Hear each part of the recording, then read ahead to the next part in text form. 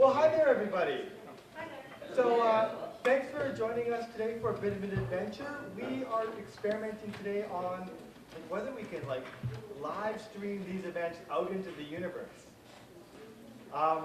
If you're curious, you can always go to nettuesday.ca, and the first blog post will have some embedded videos. So, cross your fingers, we'll find out. In the meantime, you're here, so you get something rock solid.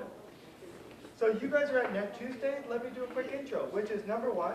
Hi, my name's Eli. I've been doing this for about 3.5 years. I'm sort of your volunteer wrangler to bring together the team that makes this happen. And I'm having a good time.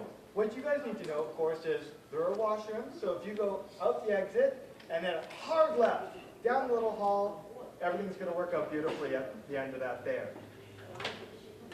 What else?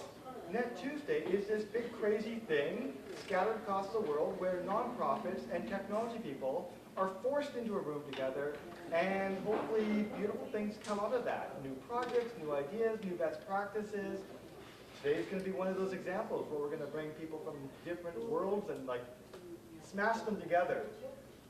We are all over the world, as I said. There are actually about 50 Net Tuesday style groups scattered across the world, and my day gig actually is to support those people, be a cheerleader, shake pom-poms.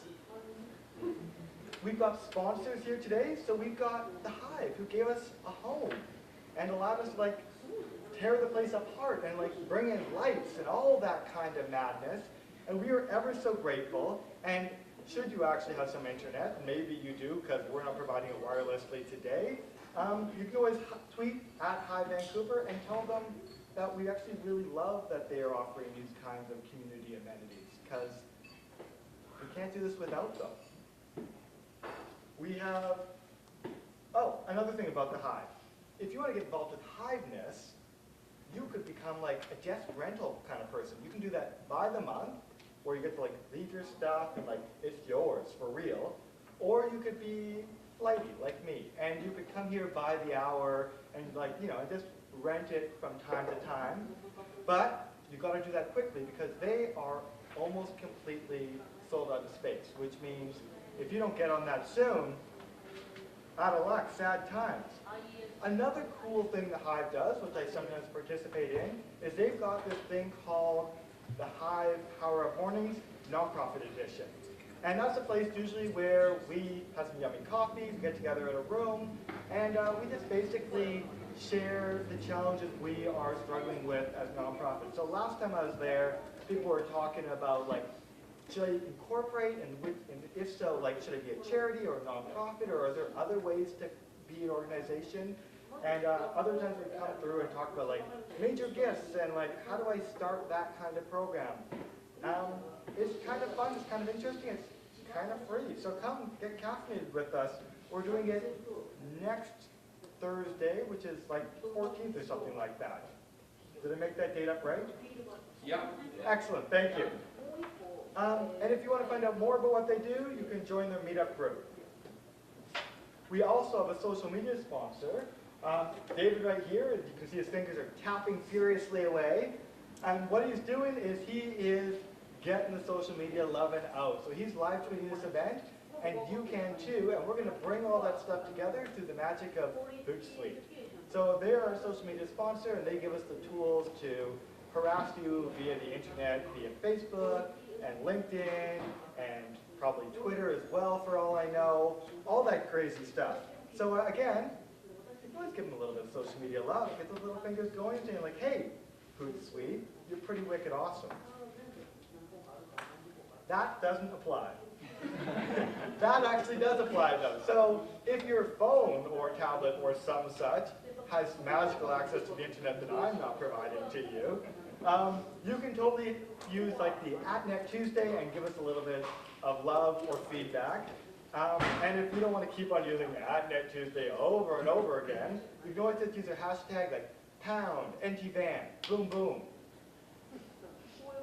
So who's brand spanking new here? I saw all kinds of faces I don't know. Hands up, don't be too shy.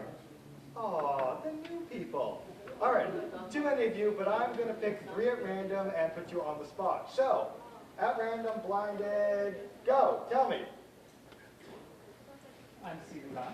And how did you find out about us? I found out because of Erica. Fabulous. And what brought you here? Like, what's your connection to our world? I've always been interested in contributing my talents to worthy causes. And What are your talents? I'm a designer. Oh, And yay! Yeah. Thank you. Well, welcome, welcome. Randomly in the back. Was there anyone in the back? New?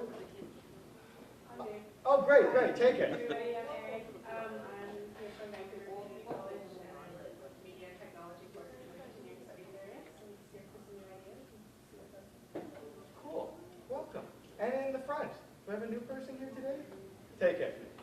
Hi, I'm Paul. I don't really work with nonprofits at the moment, although I work peripherally through the secondary institutions. I work in software development and do a little bit of project management with that.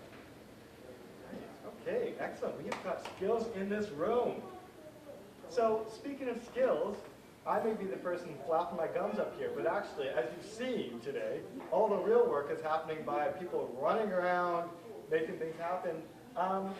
This is a totally volunteer-led and run group, and I am so grateful and lucky that I get to work with these delightful people. So I'm going to make them stand up, actually, and then we're going to applaud them and tell them they're wonderful because they are. So, Next Tuesday volunteers.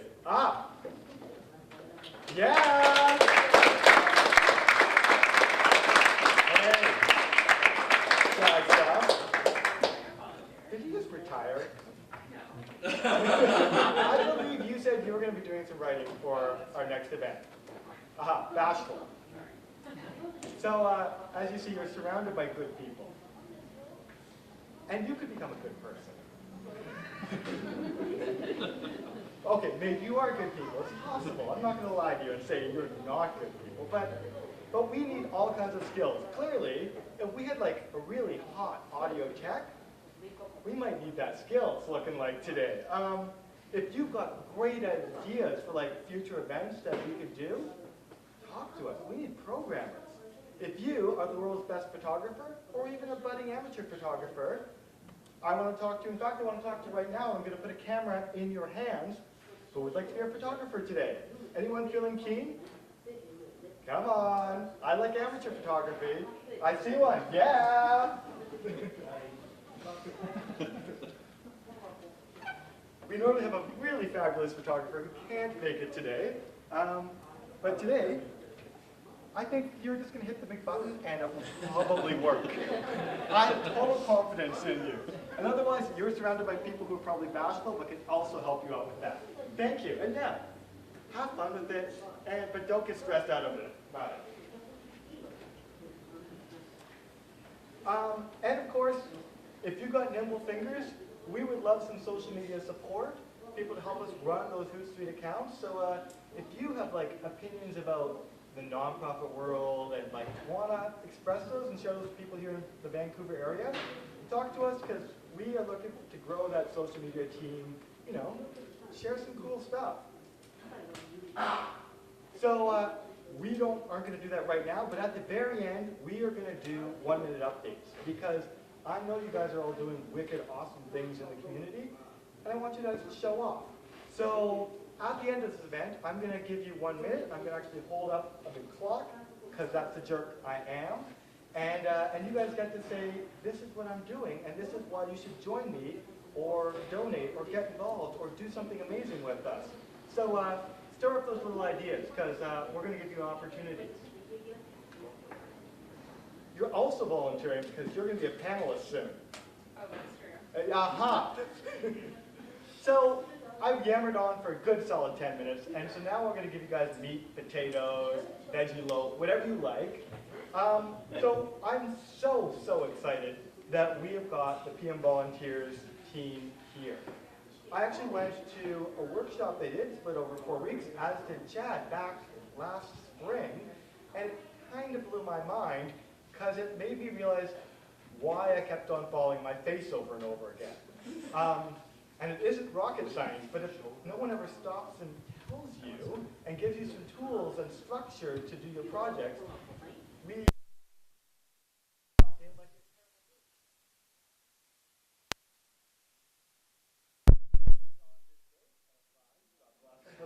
my life easy to really talk a little bit about what is it that we as people in the nonprofit world who also intersect with technology need to know about project management, and also we're going to get a hot, sexy case study where we're going to learn all about like the 211 phone stuff on there. Anyways, I'm not going to pretend I know what I'm talking about because Shawn actually does. He was like in the trenches on that. So I don't want to fake it. They're going to tell you who they are better than I can. But ladies and gentlemen, I'm so excited. Give it up, Eoghan and Shawn. Woo! Thanks, Eli. Thank you, everyone, for coming out tonight. I'm Don, as Eli has mentioned. I'm from PM Volunteers. I've been with them for about 2 years, helping them with engaging nonprofit organizations and the project management community. Tonight, we're going to be talking about IT project management for nonprofits, a case study.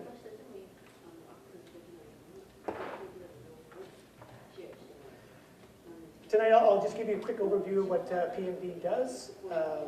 Shawn will be presenting the case study about BC 211. We even have our sponsor here tonight. Myrna will probably make a comment or two at some point. PM Volunteers, what are we all about? You people out there have made connections in various areas of your area of expertise. We are connecting project management community with the nonprofit community. Our mission is mobilize project management community to generate skilled volunteer PM services for nonprofit organizations. Basically, we connect individual project managers within our project management community with the nonprofits. Nonprofits are constantly looking for resources to help better their operation. Our history, we were founded in 2009. Basically, events similar to this, a bunch of senior project managers were talking together, going, how can we contribute to our community? What can we bring? Being project managers, of course, they created a plan. Our founder and director, Bob Penderbos, used about this, the seed was planted, and in early 2010, he heard about a project that was stumbling. The organization spent 2 years trying to get this project launched. And he was talking to a friend of his who actually had to be a project manager, but maybe we can put the two of them together, which he did. 6 months later, the project is completed. Fast forward to today, we've engaged over 80 nonprofit organizations. We have currently over 70 projects that are completed or in progress. And we've been able to donate over 5,000 hours of skilled project management to the community. Here's a cross-section of some of the clients that we've been involved with. You recognize some of the names, I'm sure. One individual organization I'd like to point out tonight is the Lions View Senior Planning Society. PM Volunteers, in their second year, have decided to, let's honor the commitment and the success of the various projects that we've been involved in. They received the project of the year, which is a $2,000 donation towards the next project in regards to time, commitment, and resources of that. They basically embellished and encapsulated what we think about in regards to a solid project. And you're in luck tonight because BC 211 falls right into that category. Examples of our projects, obviously information technology, which we're going to be talking about tonight. Renovations, constructions. Training and development is something that PM Volunteers is expanded upon. We do workshops where we streamline our project management training specifically to nonprofit organizations so that when they engage a project manager, we're speaking the same language, we look at the same methodology, the same structure. Actually, that's where I met our sponsor tonight. We're at one of the first workshops. I sat at her table and just introduced myself, and we were talking. She goes, I've got this project. You know, it's pie in the sky. I said help. But it's one of those things where she goes, there's no way a volunteer is going to be able to do this. But as we'll find out, it's a different story once the project started getting on the go.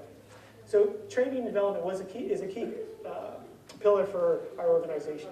Human resources, event management. Well, we're in Vancouver, all kinds of events. The Children's Festival, we're looking for people that help them with their multimedia. Multimedia is, nonprofits are screaming to get people that can help them with their multimedia. Of course, social services and research.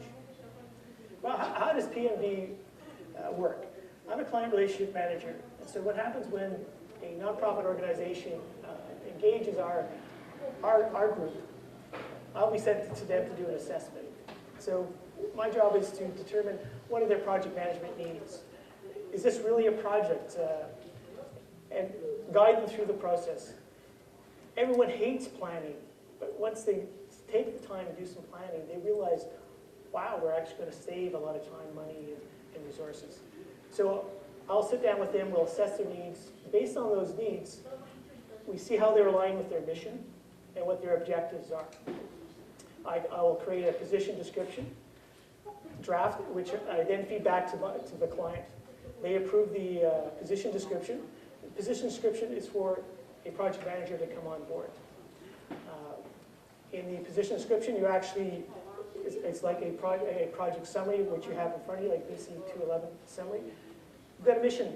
What is the organization? What do they do? What are their objectives? What are they trying to accomplish? We put a statement of what's the scope, what's the actual work that needs to be done, timeline, what's the commitment. A lot of our projects are 3 months. This one is a special case because it was a special person that connected up with them. The stars all aligned for this particular project. I'm a very, very big fan of what they went through and the successful completion of the project. So when we create a position description, we post it within the project management community, and typically 1 or 2 or 3 people will have the skills, resources, the expertise, and more importantly, the desire to work for or support one of the organizations. At that point, it becomes client-driven. They will send a cover letter or a resume to a nonprofit organization explaining their desires and what their knowledge and skills and education is. At that point, the client connects one-on-one with the candidates. We do that because it's not our job to say, oh, person A or person B, they're going to be perfect for you. But there's so much more dynamics that are involved in this process. Will this person work with our team? Can they work on Sunday nights? I mean, this is all driven by volunteers. So we make sure it's client-driven. Once they've engaged the project manager, it's run by the sponsor and the project manager. My role at that time is more of a support role. I check in, see how things are going, need any help. At the end is where we facilitate a lessons learned session, see what's working, what are the high points, and we go through the gamut in regards to a lesson learned session. Why do nonprofits engage skilled volunteers? An example is complementing the employee's skill set. The next 3 points here, typical project management stuff. We're talking about defining, initiating, planning. Here again, planning, nobody likes to plan, but when they do finally break that barrier and start planning, they realize it didn't take as long as they thought it was going to be.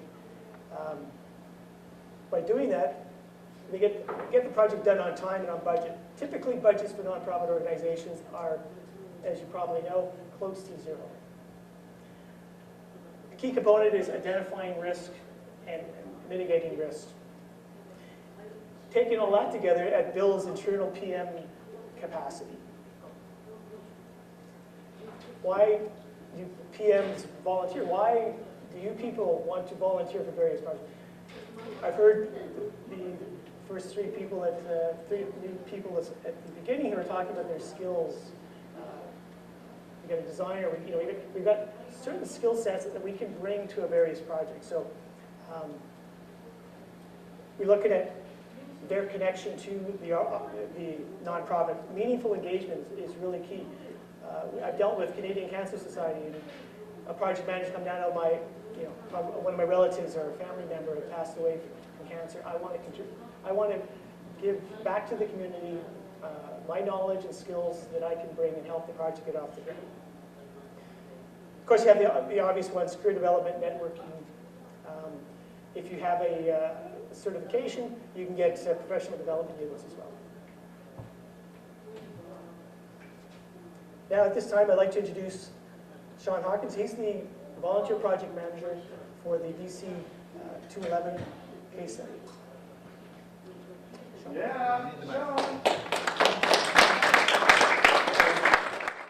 So I'm going to talk about this BC 211.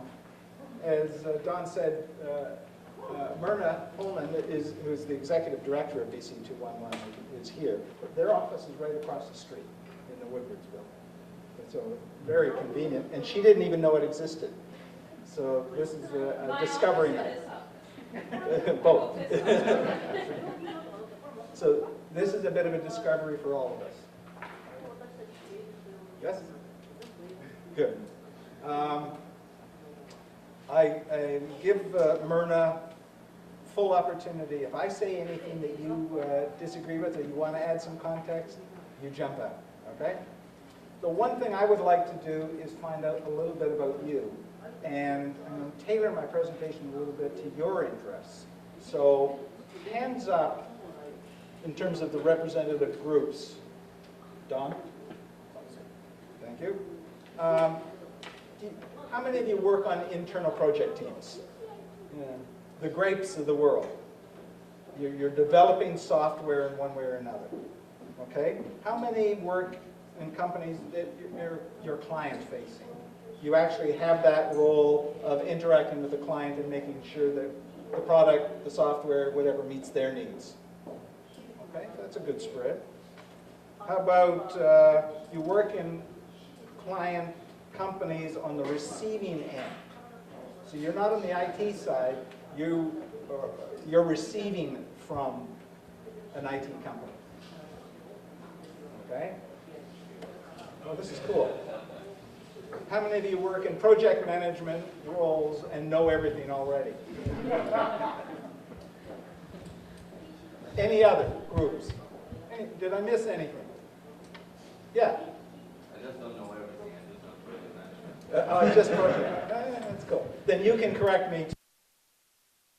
So that's good because it's a pretty good spread around the table. One of the things I'm going to do, this was a big project. And there were lots of complexities and different factors that I could talk about. I picked 4 that stand out because they were very core to this particular project and because they're relevant to other projects in the IT field. So that it may have some opportunity for you. I'm going to push each of you at your tables to answer some questions as we go forward. So I like the fact that it's spread out. So let me tell you something about 211. Very simple explanation. You all know what 911 is. If you have to go for fire, police, ambulance, you pick up the phone and you dial 911. You don't have to know the individual numbers or contacts for any of those groups. One of the problems with 911 is a lot of the calls they get are not for police, fire, or ambulance. So think about the demographics, the social networks in our province. There are literally hundreds of organizations and groups that provide services to people in all manner of things. It could be people looking for shelter. It could be kids who are being bullied. It could be a gambler's hotline. It could be someone who's being battered or beaten. People looking for shelter for the night. I mean, there are so many different needs that people have. And there are literally hundreds of nonprofit organizations and government organizations scattered around the province. But unless you know they're there, and what their name is, and what their phone number is, how do you connect them? And it was out of that dilemma that the idea of 211 came along. It's sponsored by United Way, and it's national. But in BC, they have been very supportive of the endeavors that Myrna has been leading here. So that it's still only working in a number of municipalities. It is spreading around the whole province as it rolls out. All you have to know is to dial BC, actually not BC, you dial 211. And you connect to a 24/7 call center. They have multi-language capabilities, they have trained people on the lines, and they will help you. That's what it's all about. Now, put yourself in my boots. I was unfamiliar with BC211. I'd never heard of it when I started on this project. I didn't know the people. I'm not an IT guy. I'm the first to admit I don't know how to do any programming. I have enough trouble getting my TV to work properly. I'm not familiar with the IMS, the Information Management System software that was at the heart of the project. I'd never heard of that and didn't know how it worked. And I was a new face in an established organization. I was coming in off the street. So that was my starting point. Now, scattered around your tables, you have a project description, a summary sheet. I hope, have you all had a chance to have a look at that? Because that was the core information that I was giving at the start of this project. Project sheet was very useful for a number of reasons. Number one, it was used to recruit a project manager. And it was a recruitment exercise. I think Don referenced that there are many project managers who have the certification or have some training who are interested in volunteering. And in this case, there were a number of different applicants, and we interviewed, just as if we were interviewing for a job. Secondly, it is about communications. It provided that concise communication base to start the project. And it's amazing to me how often it's challenging for organizations to actually write down on paper what their project is about, what it's trying to accomplish. And I was involved in one major project, not this one, several years ago, where it took about 8 or 9 months to complete the project. It took 6 months to agree on a one-paragraph description of what the project was at the executive level. That particular one had to be board sanctioned. It was really hard to do those basics. So communication is really important. And it's a reference point because inevitably in projects, you're challenged with scope.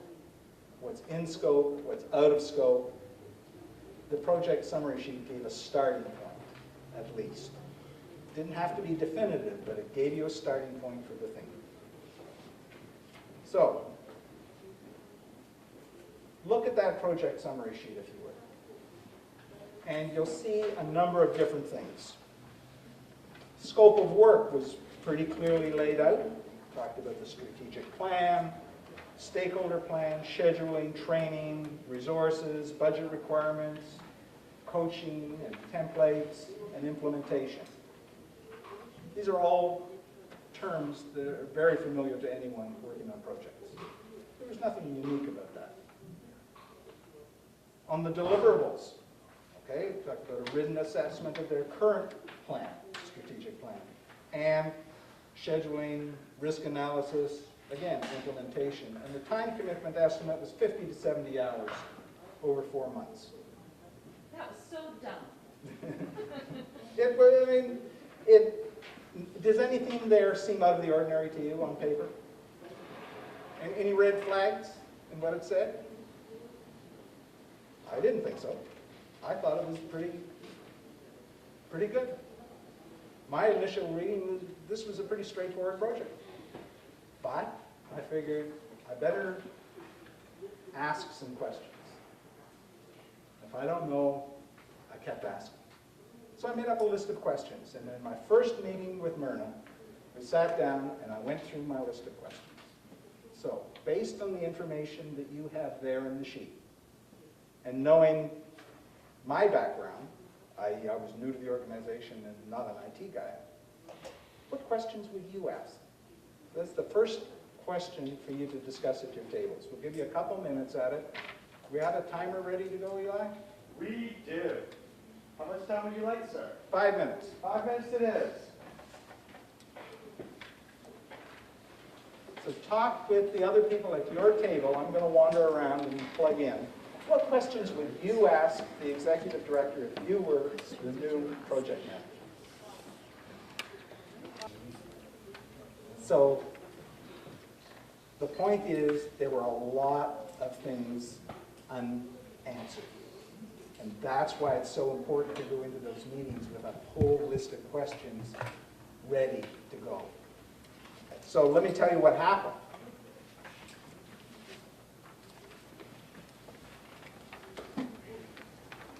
Right away, the executive director, Myrna, took off the table the strategic plan. And what she said was that it had already been workshopped, they already had a strategic plan, and was going to the board for approval. So I didn't have to worry about the strategic plan. I hadn't seen it, but I didn't have to worry about it. Now, I got to tell you that was a little unsettling for me because I really like strategy. I'm keen on strategy stuff. I've been doing it for a lot of years, and I really enjoy helping development and implementation of strategy. So that was a challenge for me. And based on my questions, it seemed to me that that time frame was completely unrealistic. I really didn't see how I could accomplish, or the project could accomplish, what was anticipated in that kind of time frame. So I looked at the implementation. This is, and I appreciate that the software, they had an existing software. It had been developed in-house. So it was their legacy system. It just didn't have the capacity to deal with the volume and the expansion that they were asking of. So they were tendering out and bought an off-the-shelf product by a company in the United States that specialized in that area, an information management program for that kind of service that they were operating. It did have one key customized component that had to be built for it, and that was around faceted search. When you search through on your database to find a particular organization. So let me explain that a little bit to you, because if somebody calls in and they're calling from Coquitlam and they're looking for shelter, the person on the receiving end is logging data on this computer screen based on the software that we're buying.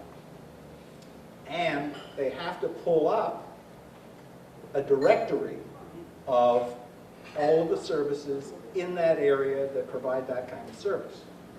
Now, some of you who lived in BC or worked with nonprofits may be familiar with what's called the Red Book. It's been around for a long time. That Red Book was the directory of organizations that provided services, and part of this project is putting it online. So it's a big database. All right, so there was a lot that had to happen. So the executive director takes the strategic plan off the table, and I'm convinced from the questions and answers in that initial meeting that the time frame is unrealistic. Now what would you do? Put yourself in my boots. What would you do? Or what would you say? Mine's a very subtle way of saying it. Okay. Any other? Run? Well, what we agreed to, what actually happened, was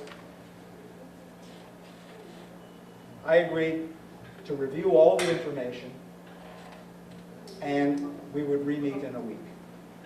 And I'd come back in that week with an outline of my best guess as to what was going to be required for this project in terms of timeline, resources. I took an approach that blocked it out, and I said, there's 4 phases to the project. And this is pretty standard for all project management.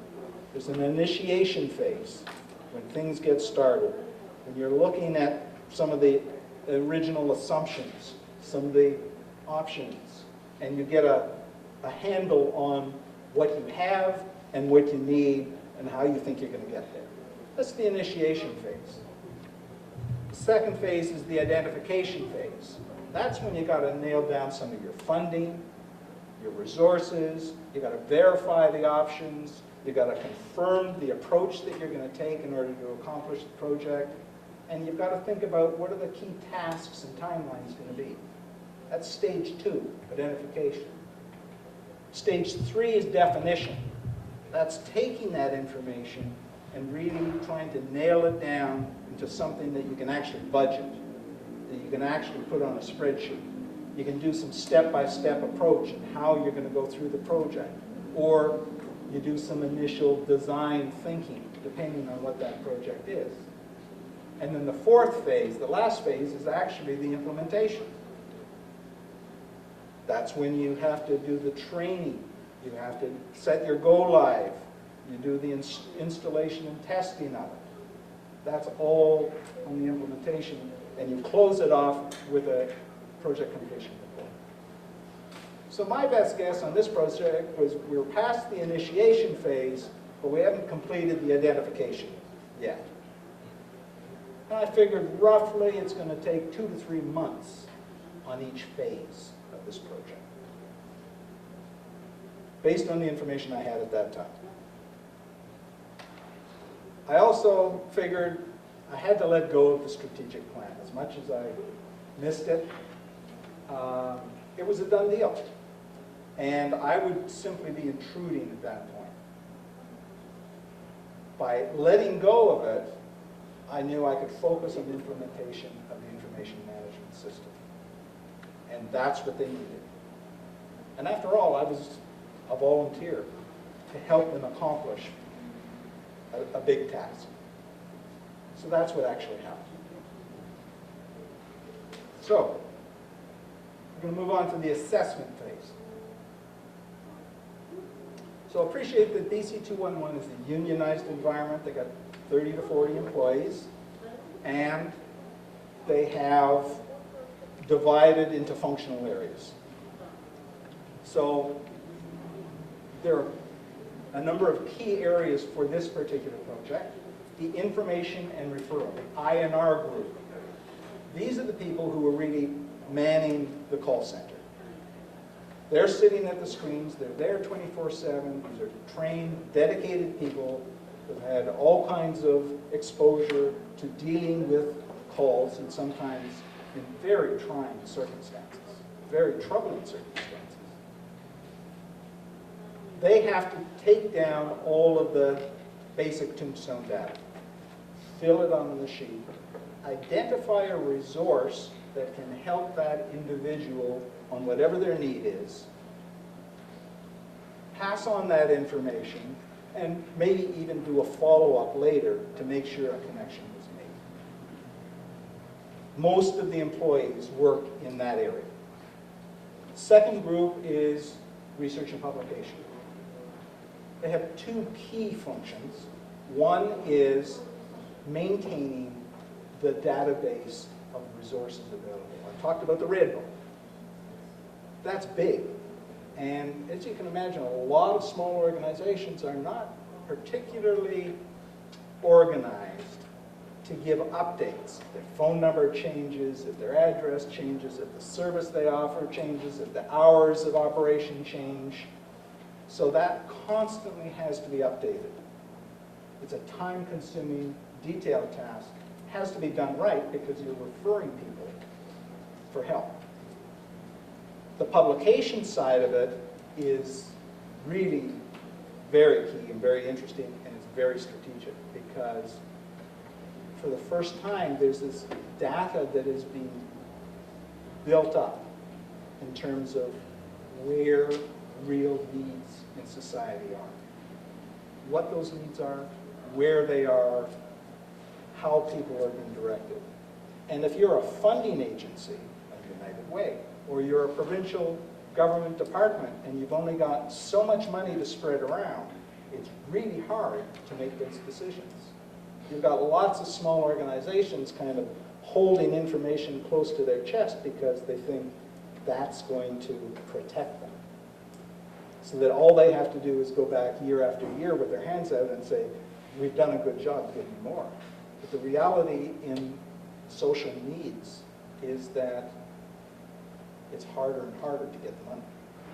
So the funders really want some information upon which they can base their decisions on where their emphasis will be, where the dollars will flow. So that's a key for public policy. There are other parts of the organization that have an involvement. They have a manager of operations for finance and HR, resources, IT. The referral specialists are the people who are actually on the phones. So, the manager of R&P, research and publication, he was the person who had been most involved in the early stages of the project, other than Myrna, other than the executive director. He'd had a lot of the contacts, written it up, done a bunch of the research on it, and he was a key individual. So, on the very first day, I was told he's leaving in 10 days. What would you do? He's the key guy. He's got all the background on it. What would you do? At your table.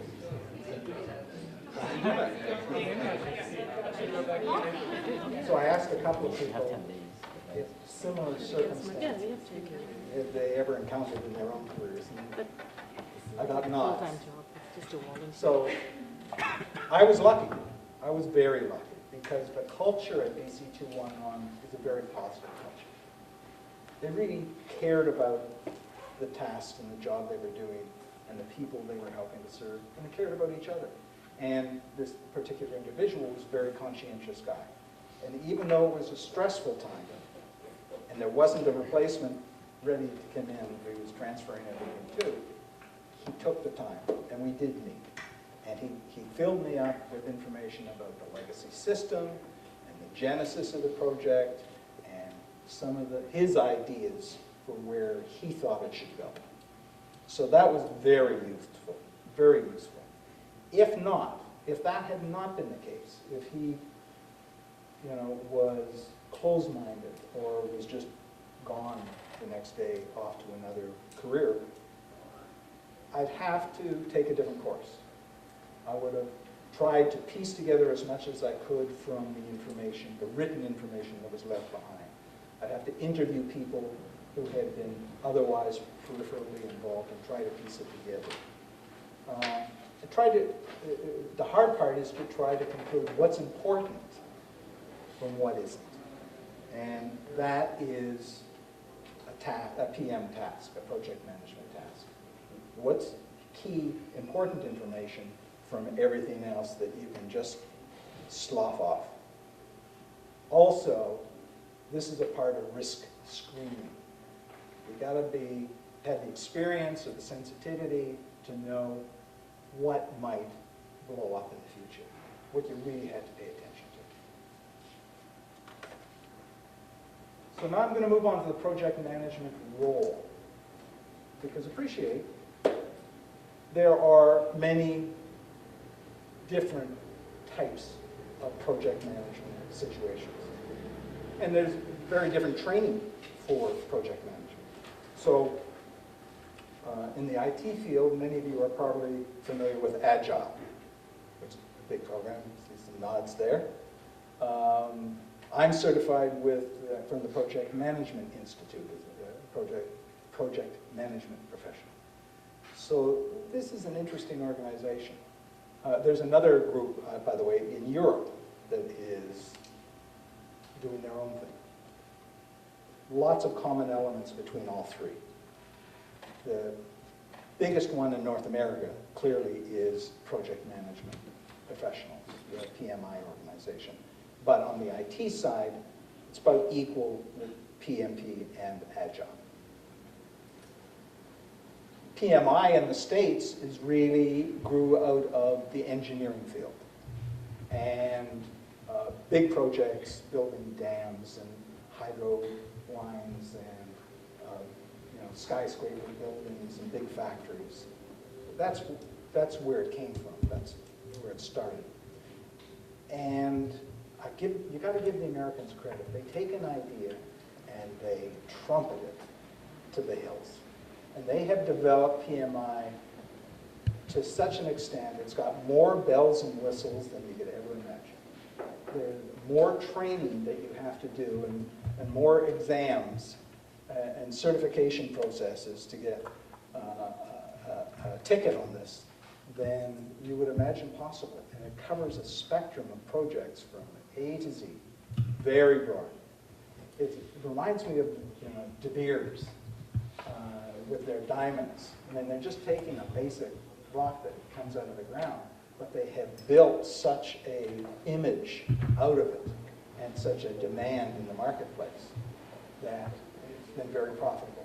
Well, PMI has grown tremendously over the last decade, and it is a very profitable group in the United States.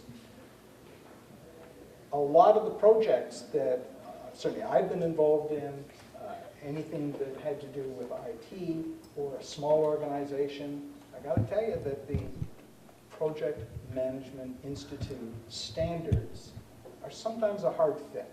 I'll talk about that a little bit. But the role for the project manager that they articulate is very clear. It's like a small business where it's a sole proprietorship. And let me just draw it for a second.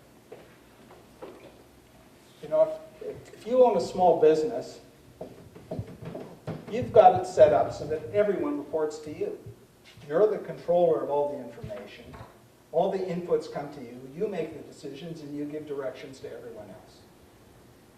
And in simple terms, that's the conception that PMI has for project managers. They are the dictators of the project. Another model is to take it more on an organization basis, where you've got a more structured environment, where you have different leads, people who have different responsibilities, and as the project manager, you act as the coordinator, the facilitator, the guide. That way you bring up the skill level, but you're not trying to carry everything on your own shoulders. You're relying on the expertise and the talent of others. Well, there's a broad spectrum. As a central player in project management, the top, I was offered an office in BC 211. I could have moved into that office, I could have been there full time, I could have sat at the computer and done the project timetables and the spreadsheets and had everyone reporting into me on a regular basis to try to lead that effort. That was one option I had. I could have been an insider, highly visible. I spend a lot of time in the BC 211 offices, but I could have been more of a steerage person, coordinator. Or I could have gone one step further and been an advisor, more of a guide, a mentor, holding the reins lightly, for those of you who are familiar with riding horses. So I had to decide which of those where along that spectrum would work for this particular organization. Based on what you know, it's a small group, 30 to 40 people. I've already told you they know each other. They've worked with each other. and around each other for a long time. I was the outsider. What would your advice be? If you were taking on the project management role, what would you want to do? No, I think I agree with a lot of what you said. And in fact, the course, what actually happened was I stayed very much on that end of the scale. And my rationale was, in some ways, this is my belief, project management is actually a misnomer. Because it's not fundamentally about the project, it's about people. And this is a small group that have an inherent culture. It's a very good, very positive culture. But it was something that I was coming in, I'd be there for a short period of time. We put in this new information management system, and then I'd be gone. They had to live with it. They had to work with it. So I stayed at the light touch end of it. What I did was I brought in some tools. I brought in MS Project. So the 2010 version. I'm not a big fan of MS Project, but 2010 is not bad. And at least you can slim it down so that you can take out some of the basic components and apply it to a smaller project. Particularly a project because I wanted, if I was going to write the project plan, I wanted it accessible to all the lead people on the team. They had to be able to read it and understand it. I did a high-level project plan, and I put in the dates and tasks and accountabilities and links, and we kept updating that version after version after version and sharing it around so everyone could track what we were doing. We had weekly meetings in person around the table.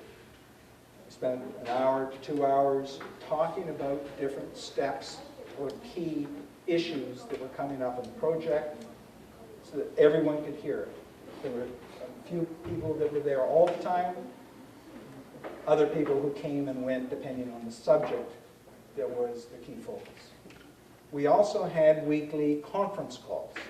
This is one element of the project I didn't explain fully earlier, but there was a sister organization in Ontario, Ontario 211, that we were partnering with. And both the 211 organizations had purchased the same information management system software from the same source and were moving forward to implement it. So we were coordinating between the two 211 organizations and the supplier, and that was a weekly conference call. What else did we do? I prepared a risk register. Are you all familiar with risk registers? No. Don't know what that is. Okay. It's, again, there's nothing magic about it. Here's some of the things that were on the risk register. Number one, the software development is more complicated than anticipated. Surprise. Right? Surprise, surprise. So my table was, here's the description of what the risk was, the probability of the risk occurring on a scale of 0 to 1. I assessed that at 40%, 0.4. What would be the consequences of that happening? A couple of bullet points.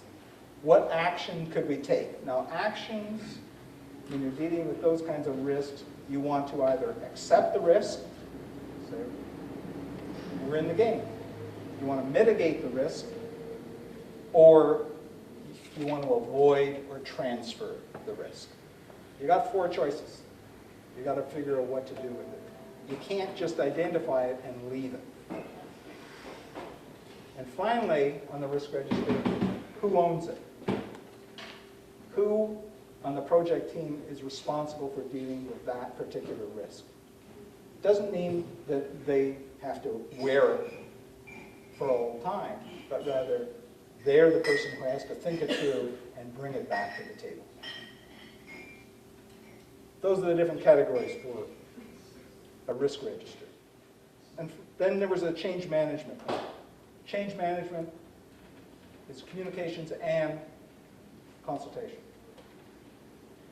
The interesting thing about consultation and communications, you can communicate without having any consultation. We've all received notices from on high that say, attention, we have changed something. Big announcement. But you can't do consultation without communication. You gotta have it. Change management is one of those areas that I think organizations are particularly inept at accomplishing. And I really don't understand why, because there are some basic rules that can be followed to follow through on what change management, to make it very effective. If we have time at the end, I'll talk about that a little bit. But let me tell you what actually happened. I met one-on-one with all the leads, and I did it in person, away from everyone else.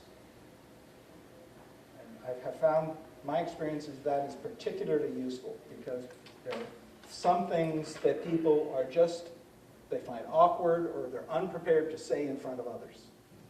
But they will, because they are committed, they want the project to succeed, or they want me to be informed as their project manager, they'll tell me.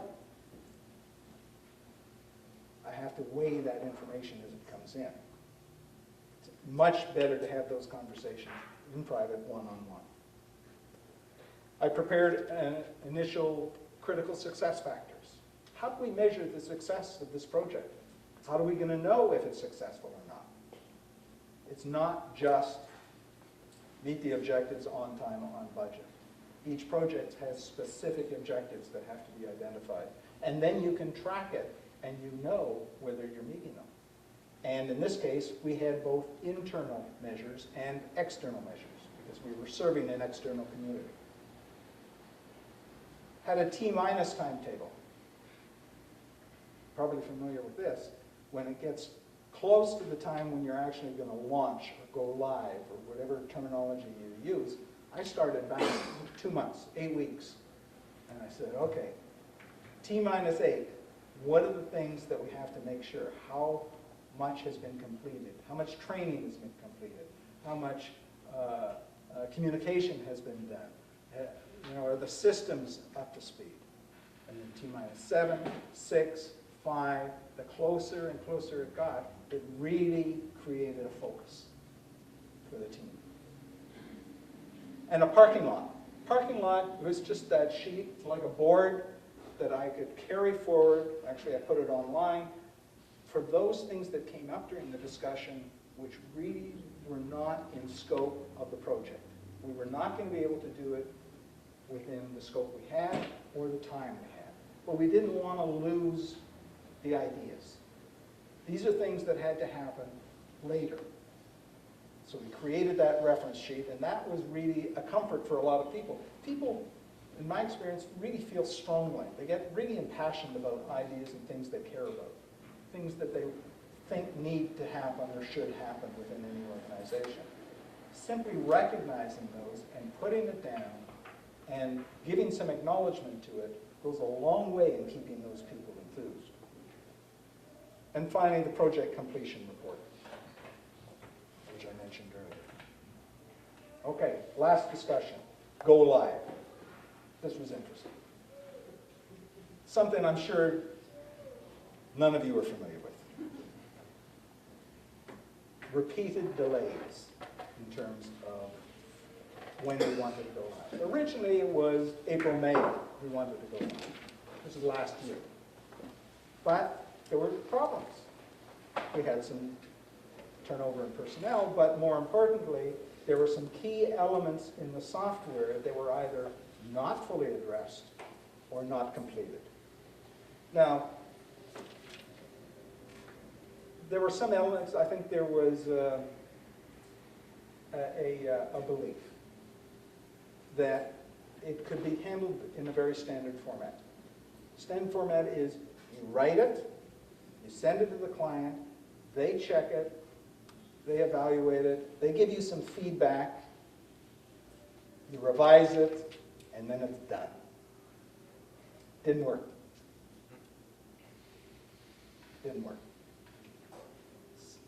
A few things, not bad. Other things went back and forth, and back and forth, and back and forth, 3, 4, 5 times. And we had to keep track of all of these elements. As you get closer and closer to completion, all these threads have to be brought together.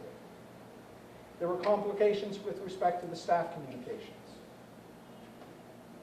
You tell people, I mean, you are probably much more familiar than I am with the world of social media, the tweets and the blogs. You tell staff, you tell people that, okay, next week we're going to do something. And it doesn't happen next week. And it goes on several months. After a while, they're going to say, what's going on? What's really going on? So the delays were really impeding some of the communications. There was training issues because we had a legacy system. And we had people that were trained on it. So we wanted to train people on the new system. Well, we had to complete it first before we trained them on it. And then once it was completed or near completed, we wanted to train them, but as close to the go-live date as possible. Otherwise, they're going to forget it. Right? You don't train them and then go back to the old system for 2 months and then go live on the new one, because you've lost them. They've forgotten. So there's a timing issue for training. There were vacations. We had people, we thought we were going to go live in the spring. So very conscientiously, people were booking their holidays for end of summer, into the fall. Freaking, you know, everything's cool by then. It wasn't. You know, we had people who had paid money for family vacations in September, and we were crowding the date, and they were sitting there wondering, what do I do? And there were costs. Because there were some costs inherent in the existing system that kept running. The new system was going to cut out those costs entirely. It was going to reduce those costs. But the longer we went on, the more those carried costs were eating into the budget.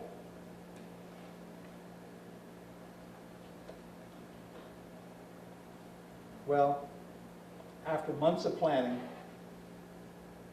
crunch time came in about a 24-hour window.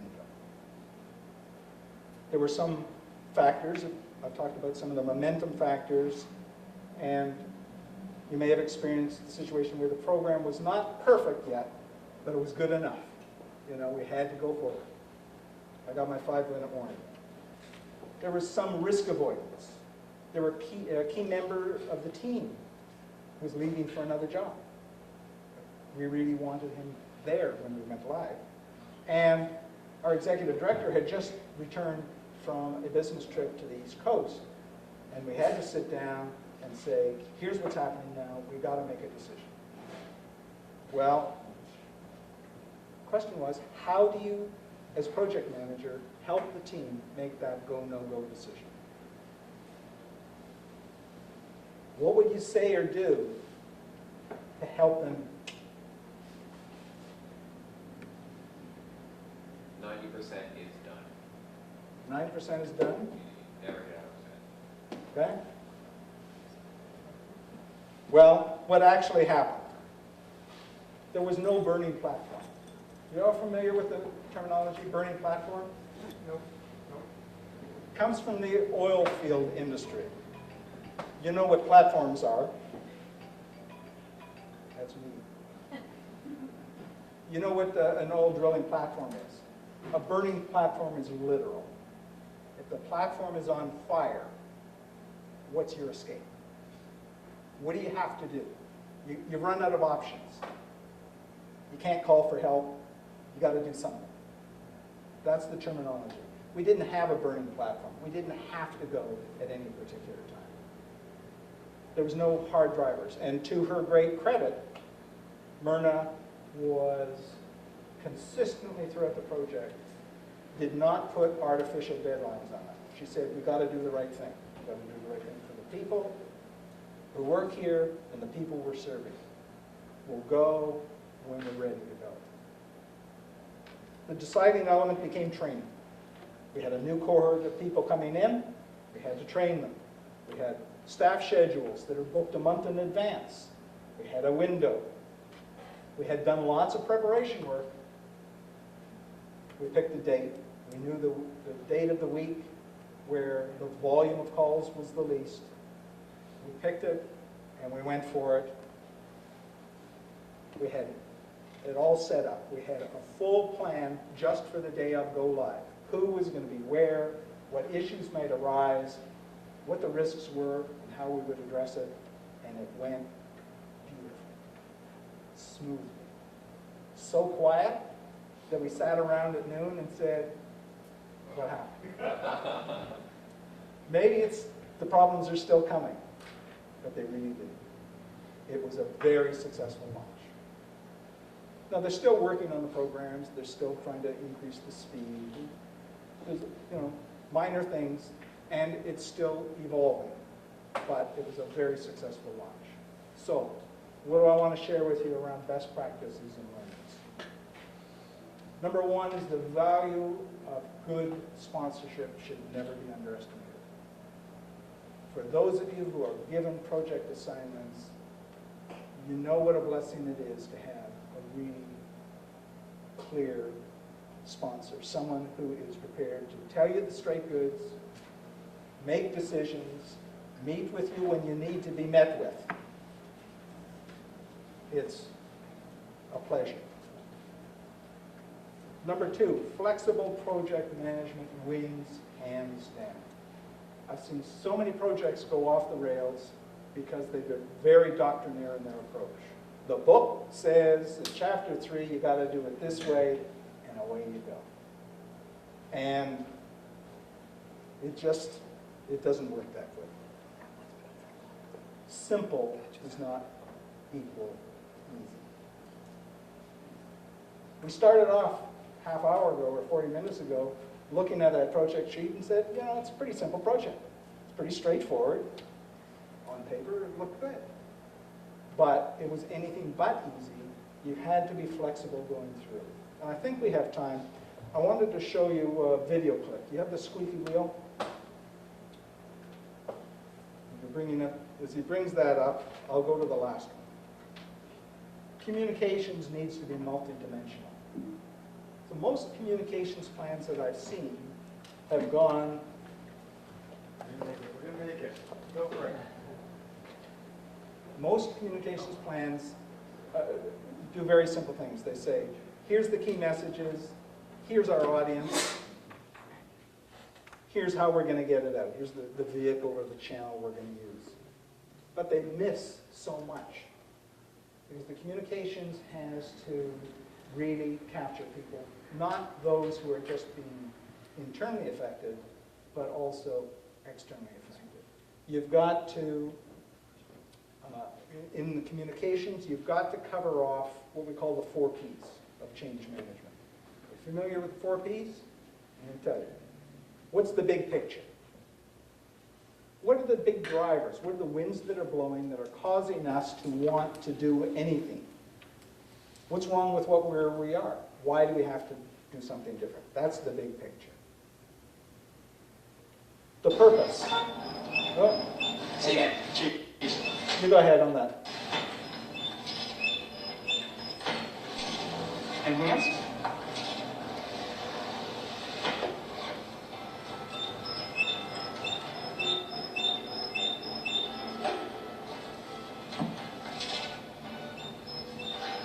Excuse me, madam. This might do the trick. Oh, At Caltex, our staff will do whatever they can thank you so much. You're welcome. to help make your life a little easier.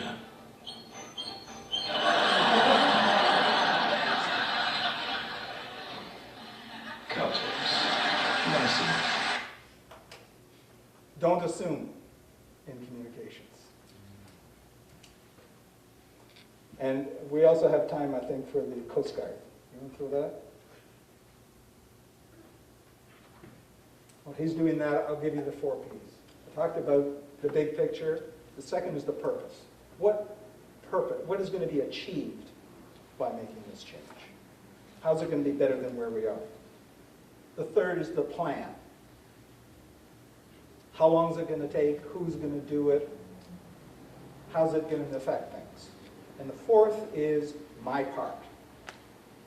How does it affect me? Or what are your expectations of me? How do I play a role in it? Those are the big 4 Ps when you get into change management. Okay. Das hier ist mein Sektor. Das hier ist das wichtigste Gerät des Küstenwächters. Das Überlebensradar.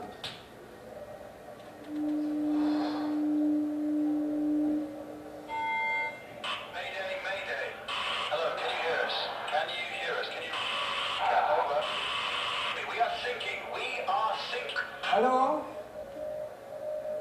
This is the German Coast Guard. We're thinking. What are you thinking about?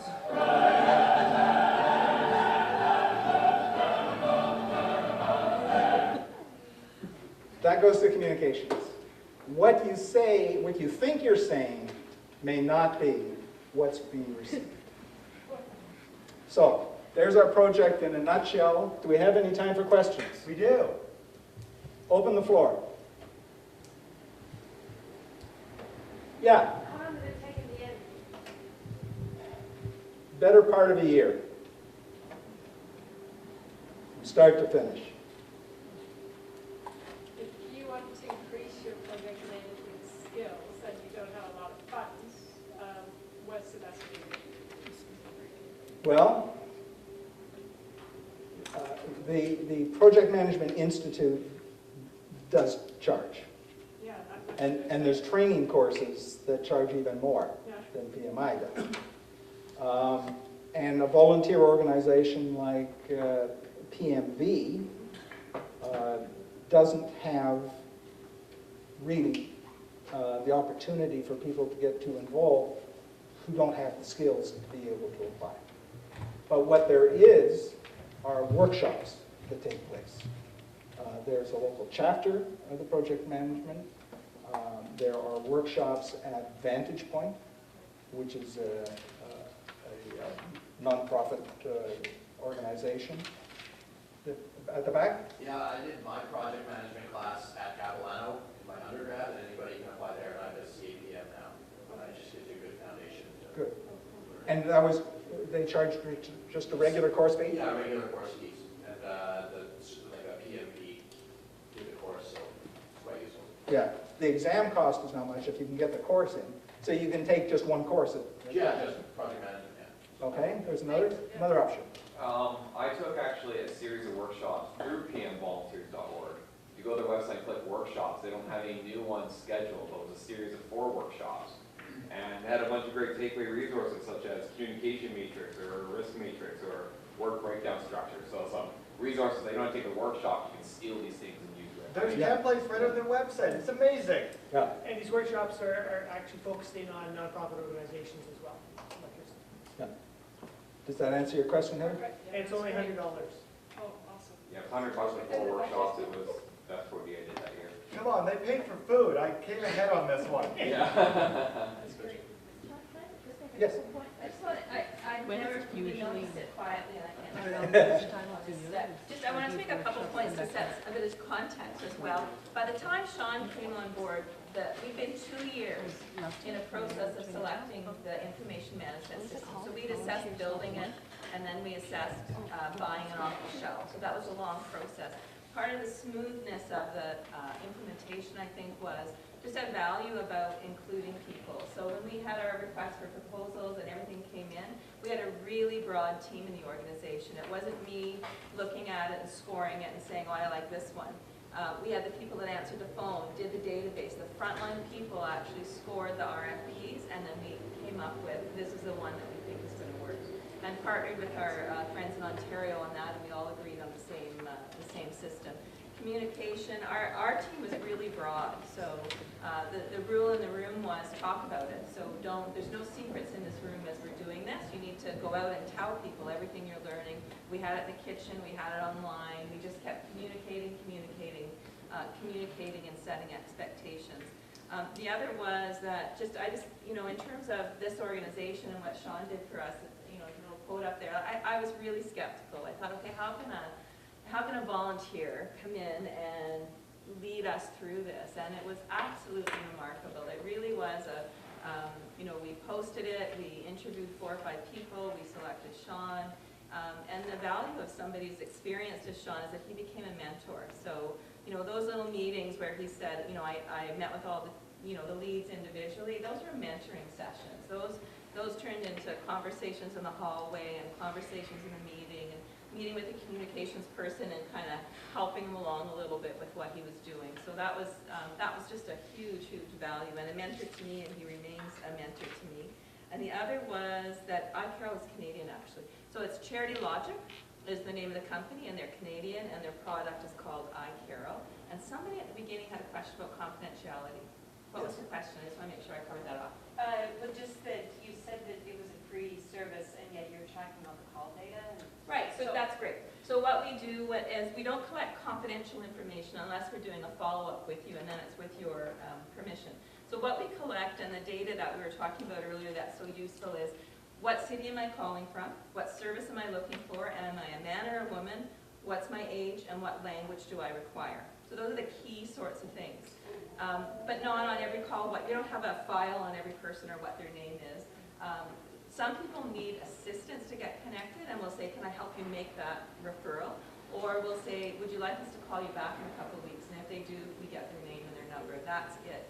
The data that Shawn is talking about is really exciting because we have a number of helplines, and this system is for all of the helplines: Prom Gambling, Victim Link, Youth Against Violence, the Alcohol and Drug Information Referral System, and 211. So now we can start to build a picture because all the data is geocoded. So we know where all the resources are. Take Stats Canada data, take the data that we have, and build a picture. What's happening in, I was using an example earlier, what's happening in Surrey? Is there a relationship between Victim Link calls, problem gambling calls, addiction calls, 211 calls? What are all the unmet needs? How many times do we refer to your organization, your organization, your organization? And you start to build a picture of, new immigrants live here, services are over here. I'm just saying I'd like to get down to collecting postal codes, because then you really can start to say, this is how far away, these are the needs in this community, in this postal code, right? If people want to give it to you. So it's the data behind that IMS that's really, really important, and it's got all the resources, and it's the tool that the call taker's using when they're tracking and taking that call. So, but I have to compliment your organization, because it just was, we really got to know each other. It's kind of sad when it was over, but we couldn't have done it. It wouldn't have been a smooth, that last bullet there, a smooth implementation. Freaking remarkable. I mean, really. And why did I think we could do it in 2 months, right? Nope. So thank you. So thank you all for the invitation. I'm going to stick around for a little bit, and Don will too, if you have any questions you want to follow up on or any further discussion. I hope you've learned a little bit about an approach to project management in the IT field, and you'll also learn something about BC211 and what a great organization that is. And also project management volunteers, which has started from nothing. It was, a conversation over a coffee two and a half years ago, and it's doing great, great things in this city. If you want to participate in PM volunteers and you have the skill set now, by all means, connect up with us. We're on LinkedIn. We've got all kinds of Twitter and all that sort of stuff. So if you're interested in more, we've got these sheets upstairs for the Connect teams. So feel free to connect up with us and find out more about it. Thank you. Thank you, and good night. Chad and I both went to the workshop, and we came out real impressed. We were like, best $100 we've spent in a long time. So we can't do it without people like yourself. Pardon me? When's the next workshop planned for? The next workshop actually is out in Mission, which is, I think, next month, but there will be one in Greater Vancouver coming in, probably in the spring. Check the website. Yeah, check the website. There's really a lot of information just loaded on the website. Again, well, thank you so much. You guys are amazing. And thank you all for staying a little bit late. I got 5 minutes of something for you, and then I'll send you home. Once again, Donald and Shawn, yeah!